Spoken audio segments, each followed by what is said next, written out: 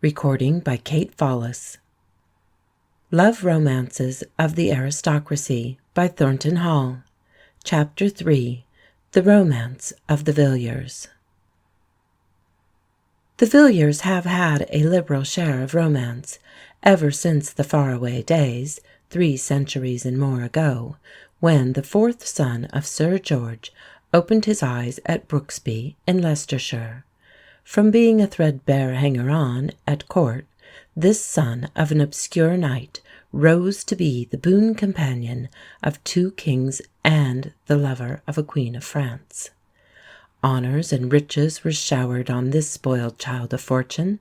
He was created, in rapid succession, Viscount and Marquis, and finally Duke of Buckingham. He won for bride an earl's daughter, the richest heiress in the land, and for some years dazzled the world by his splendours and wealth as he alienated it by his arrogance. And just when his meteoric career had reached its zenith, his life was closed in tragedy by the assassin's knife.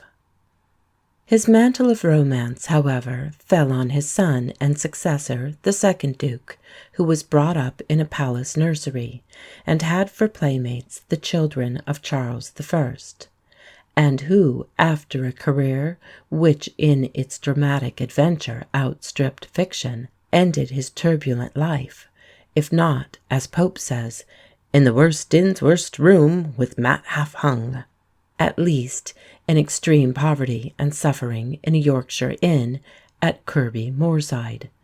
Of all the vast estates he had inherited, his kinsman, Lord Arran, said, "There is not so much as 1 farthing towards defraying the expense of his funeral." Nor have the men of Villiers' blood had any monopoly of adventure. Their wives and daughters have seldom been content to lead the unromantic life which happily contents so many of their sex. From Barbara Chaffinch, whose intrigues secured the earldom of Jersey for her husband in William III's reign, to the Lady Adela Villiers, who ran away with Captain Ibbotson, a handsome young officer of Hussars, to Gretna Green and the Altar, they have played many diverse and sensational roles on the stage of their time. It was but fitting that George Villiers, 5th Earl of Jersey, should make a countess of the Lady Sarah Sophia Fane, in whose veins was an adventurous strain as marked as in his own, for she was the fruit of one of the most dramatic unions recorded in the annals of our peerage. A year before she was cradled, her mother was Anne Child, the richest heiress in England, the only daughter of Robert Child, head of the great banking firm at Temple Bar, and a descendant of Francis Child, the industrious London apprentice, who married the daughter of his master, William Wheeler, goldsmith, whose riches and business he inherited. Old Child, as Anne's father was familiarly known, had many aristocratic clients who used his cheques and overdrew their accounts, but the most prodigal, as also the most ingratiating, of them all was the young Earl of Westmoreland, who, not content with making large demands on the banker's exchequer and patience, had the audacity to aspire to all his wealth through his daughter's hand.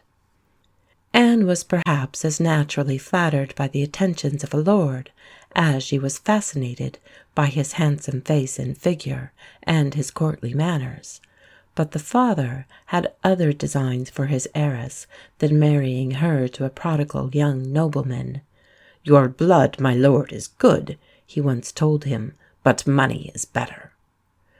Lord Westmoreland was not, however, the man to be turned aside from the gilded goal on which he had set his heart. If he could not wed the heiress with her father's blessing, he would dispense with the benediction. That he would marry her he was determined, and Anne was just the girl to assist a bold lover in such an ambition. One day, so the story is told, Lord Westmoreland decided to bring the matter to a crisis. He had been dining with Mr. Child, and after the wine had circulated freely, he said, "Now, sir, now that we have discussed business thoroughly, there is another matter on which I should be grateful for your opinion." "What's that?" inquired the banker, beaming benevolently on his guest, as a man who has dined well and is at peace with the world. "Well, sir, suppose you were deeply in love with a girl who returned your love, and that her father refused his consent. What would you do?" "What should I do?" laughed the banker. "Why, run away with her, of course, like many a better man has done." What more direct encouragement could an ardent lover want? It is possible that the next morning the banker had completely forgotten the conversation and his vinous approval of runaway matches. But 2 days later he was destined to have a rude awakening. In the middle of the night he was aroused by the watchman to learn that his front door had been found open, and a little later the alarming discovery was made that his daughter had flown. His suspicions fell at once on that rascally young lord, and they were confirmed when he found that the Earl, too, had disappeared, and that a chaise with 4 galloping horses had been seen dashing northwards as fast as whip and spur could drive them. The banker was furious. He raged and stormed as he ordered his servants to procure the fastest horses money could command, and, with lavish promises of reward to the post-boys, he set out in hot pursuit of the fugitives. Luckily they had no long start, and, with better horses, more frequent changes, and a heavier purse, he had little doubt that he would soon overtake them. But the chase was sterner and longer than he had imagined. Cupid lends wings to runaway lovers. Fast as Mr. Child's sweating horses raced, they gained but little on the pursued.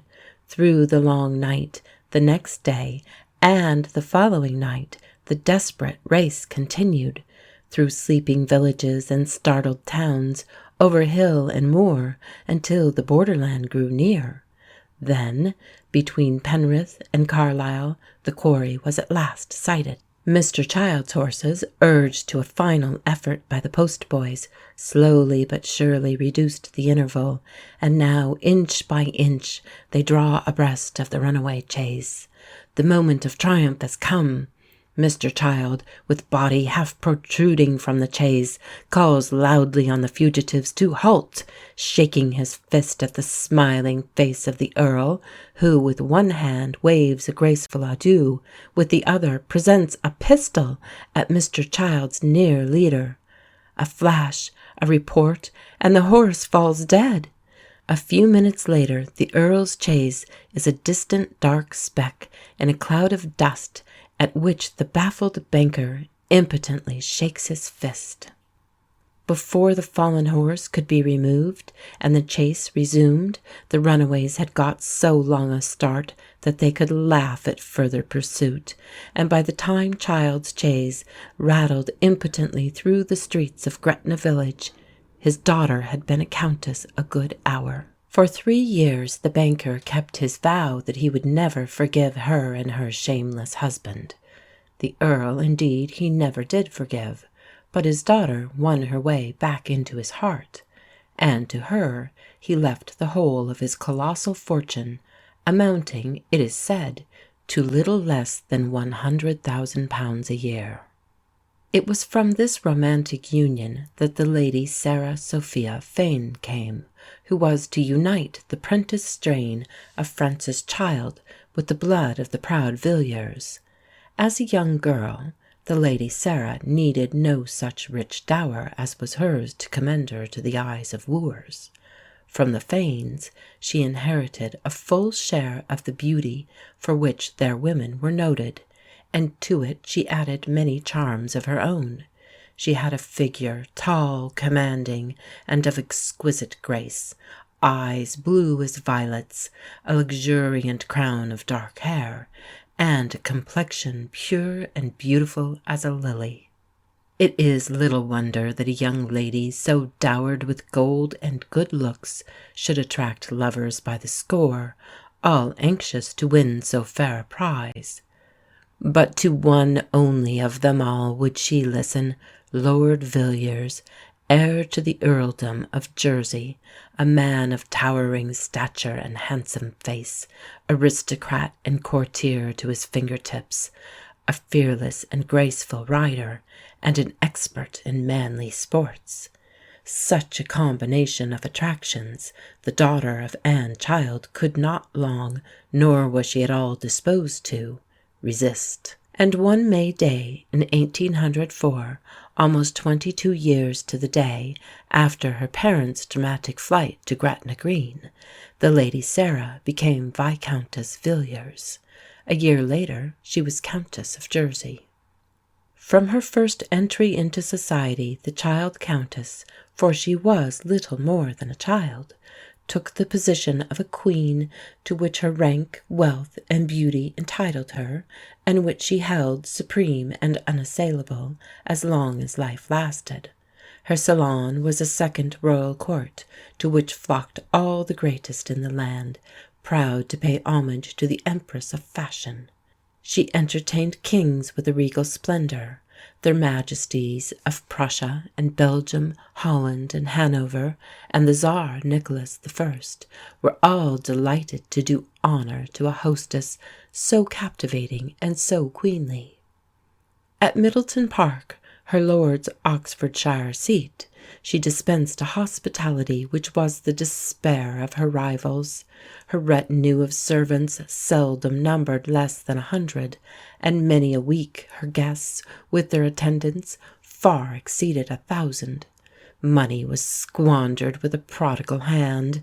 The very servants, it is said, drank champagne and hock like water. Her housemaids had their riding horses, and dressed in silks and satins. Among her thousands of guests were such men as Wellington and Peel, Castlereagh and Canning, all humble worshippers at her shrine, and Lord Byron, who, in his gloomy moods, would shut himself in his bedroom for days, living on biscuits and water, and stealing out at dead of night to wander ghost-like through the neighbouring woods. These moods of black despondency he varied by turbulent spirits, when he would be the gayest of the gay, and would challenge his fellow guests to drinking bouts, in which he always came off the victor. Lady Jersey had no more ardent admirer than Byron, whose muse was inspired to many a flight in honour of the grace of mien, the eye that gladdens and the brow serene, the glossy darkness of that clustering hair, which shades yet shows that forehead more than fair. And among her army of guests the Countess moved like a queen, who could stoop to frivolity without losing a shred of dignity. Surely never was such superabundant energy enshrined in a form so beautiful and stately. "Shall I tell you what Lady Jersey is like?" wrote Creevey. "She is like one of her numerous gold and silver dicky birds that are in all the showrooms of this house.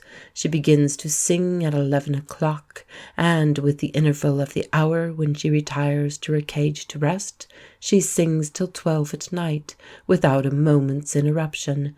She changes her feathers for dinner, and her plumage both morning and evening is the most beautiful I ever saw." She seemed indeed incapable of fatigue. Tongue and body alike never seemed to rest from rising to going to bed. "She is really wonderful," says Lady Granville. "And how she can stand the life she leads is still more wonderful. She sees everybody in her own house, and calls on everybody in theirs. She is all over Paris, and at all the campaigns within 10 miles, and in all petites soirées. She begins the day with a dancing master at 9 o'clock, and never rests till midnight. At 10 o'clock yesterday morning she called for me, and we never stopped to take breath till 11 o'clock at night, when she set me down here more dead than alive, she going to end the day with the Hollands." A life that would have killed 9 women out of 10 seemed powerless to touch her. When far advanced in the 60s, she was acknowledged to be still one of the most beautiful women in England, retaining to an amazing degree the bloom and freshness of youth. And when she appeared at a fancy dress ball, arrayed as a sultana, in a robe of sky blue, with coral embroideries and a turban of gold and white, she was, by universal consent, acclaimed as the most beautiful woman there. It may interest my lady readers to learn that she attributed her perpetual youth to the use of gruel as a substitute for soap and water. Although Lady Jersey had admirers by the hundred among the most fascinating men in Europe, no breath of scandal ever touched her fair fame.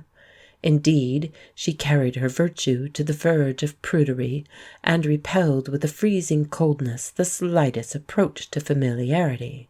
So prudish was she that on one occasion she declined to share a carriage alone with Lord John Russell, one of the least physically attractive of men, and begged General Alava to accompany them.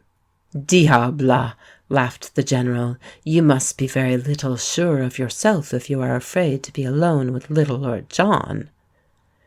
She was merciless to any of her lady friends who lapsed from virtue, or in any way, however slight, offended the proprieties.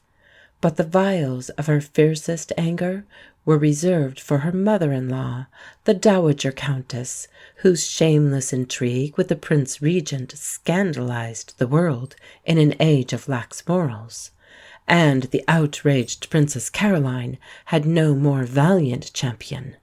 She not only declined to have anything to say to her husband's mother, she carried her disapproval to the extent of refusing point blank to appear at court. So furious was the regent at this slight that the dotard with corrupted eye and withered heart, as Byron calls him, had her portrait removed from the Palace Gallery of Beauties and returned to its owner. A few days later, however, the Countess had her revenge. At a party in Cavendish Square, she was walking along a corridor with Samuel Rogers, when she saw the Regent coming towards them. As he approached, he drew himself to his full height, and passed with an insolent and disdainful stare, which Lady Jersey returned with a look even more cold and contemptuous. Then, with a toss of her proud head, she turned to Rogers and laughingly said, "I did that well, didn't I?" It was perhaps as Queen and Autocrat of Almack's that Lady Jersey won her chief fame. Almack's, that most exclusive and aristocratic club in Berkeley Street, Piccadilly, the membership of which was the supreme hallmark of the world of fashion.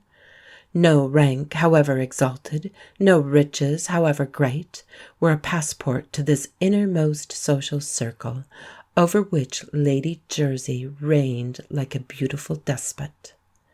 Scores of the smartest officers of the Guards, men of rank and fashion, and pets of West End drawing-rooms, clamoured or cajoled for admission to this jealously guarded temple. But its doors only opened to receive, at the most, half a dozen of them. Even such social autocrats as Her Grace of Bedford and Lady Harrington were coldly turned away from the doors by the male members of the club, while the ladies shut them in the face of Lord March and Brooke Boothby, to the amazed disgust of these men of fashion and conquest. For, by the rules of the club, male members were selected by the ladies, and vice versa. But beyond all doubt, the destinies of candidates were in the hands of the half-dozen lady patronesses who formed the committee of the club: Princess Esterhazy, Princess von Leven, Ladies Jersey, Sefton, and Cowper, and Mrs. Drummond Burrell. And of these, my Lady Jersey was the only one who really counted. 3/4 even of the nobility, says a writer in the New Monthly Magazine, knock in vain for admission into this sanctum sanctorum. Of course, the sons of commerce never think of intruding, and yet into the very blue chamber, in the absence of the 6 necromancers, have the votaries of trade contrived to intrude themselves. Many diplomatic arts, writes Captain Gronow, much finesse, and a host of intrigues were set in motion to get an invitation to Almack's. Very often, persons whose rank and fortunes entitled them to the entree anywhere were excluded by the cliquism of the lady patronesses, for the female government of Almack's was a despotism, and subject to all the caprice of despotic rule. It is needless to say that, like every other despotism, it was not innocent of abuses. The fair ladies who ruled supreme over this little dancing and gossiping world issued a solemn proclamation that no gentleman should appear at the assemblies without being dressed in knee breeches, white cravat, and chapeau bras.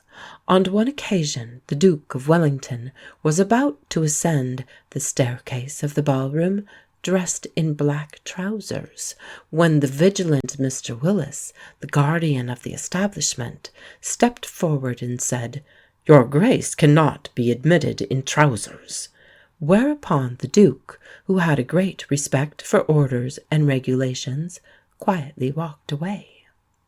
Another inflexible rule of the club was that no one should be admitted after 11 o'clock.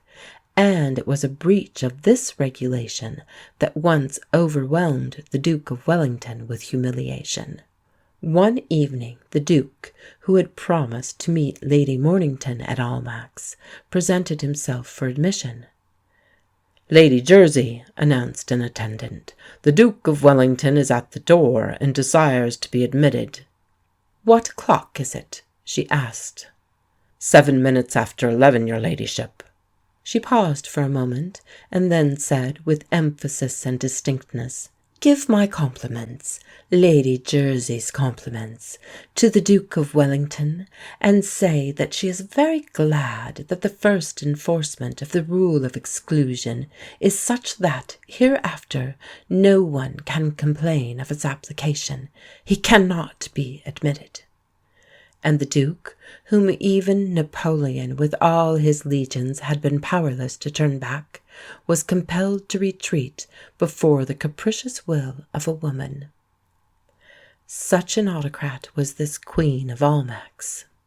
While her colleagues were debating, says the author of The Key to Almack's, she decided hers was the master spirit that ruled the whole machine, hers the eloquent tongue that could both persuade and command, and she was never idle. Her restless eye pried into everything. She set the world to rights. Her influence was resistless, her determination uncontrollable. "Treat people like fools, and they will worship you," was her favourite maxim, and as Byron, her intimate friend, once said, "She was the veriest tyrant that ever governed fashion's fools, and compelled them to shake their cap and bells as she willed." It was at Almack's, it is interesting to recall, that Lady Jersey first introduced the quadrille from Paris. "I recollect," says Captain Gronow, "the persons who formed the first quadrille that was ever danced there. They were Lady Jersey, Lady Harriet Buller, Lady Susan Ryder, and Miss Montgomery, the men being the Count St. Aldegonde, Mr. Montgomery, and Charles Sandisti." It was at Almack's, too, that she introduced the waltz, which so shocked the proprieties even in that easy-going age. "What scenes," writes Mr. T. Raikes, "have we witnessed in these days at Almack's? What fear and trembling in the debutantes at the commencement of a waltz! waltz! What giddiness and confusion at the end! It was, perhaps, owing to the latter circumstance that so violent an opposition soon arose to the new recreation on the score of morality. The anti-waltzing party took the alarm and cried it down. Mothers forbade it, and every ballroom became a scene of feud and contention. But through it all Lady Jersey circled round and round the ballroom divinely, with Prince Paul Esterhazy, Baron Tripp, St. Aldegonde, and many another graceful exponent of the new dance for partners. And her victory was complete when the world of fashion saw the arm of the Emperor Alexander, his uniform ablaze with decorations, round her waist, twirling ecstatically, if ungracefully, round in the intoxication of the waltz. For 50 years Lord Jersey's Countess reigned supreme in the social world, carrying her autocracy and her charms into old age. As was inevitable to such a dominant personality, she made enemies, who resented her airs and scoffed at her graces. Lady Granville called her a tiresome, quarrelsome woman. The Duke of Wellington, one of her most abject slaves, once exclaimed, "What nonsense Lady Jersey talks!" And Granville declared that she had neither wit nor imagination nor humour. But to the last day of her long life she retained the homage and admiration of hundreds over whom she cast the spell of her beauty and personal charm. The evening of her life was clouded by a succession of tragedies, each sufficient to break the spirit of a less indomitable woman. One by one, her children, the pride of her life, were taken from her. But she hid her breaking heart from the world, and in the intervals between her bereavements she showed as brave and bright a face as in the days of her unclouded youth. The death in 1858 of her daughter Clementina, the darling of her old age, was a terrible blow, but still the hand of the slayer of her hopes was not stayed. Her husband, whose devotion had so long sustained her, followed soon after. 3 weeks later, her eldest son, the new Earl, died tragically in the zenith of his life, and the crowning blow fell when, in 1862, her last surviving child was taken from her. For 5 more years she survived her triumphs and sorrows, until, one January day, in 1867, she passed suddenly and painlessly away, and the world was the poorer by the loss of one of the noblest women who have ever worn the crown of beauty or held the sceptre of power. End of chapter 3.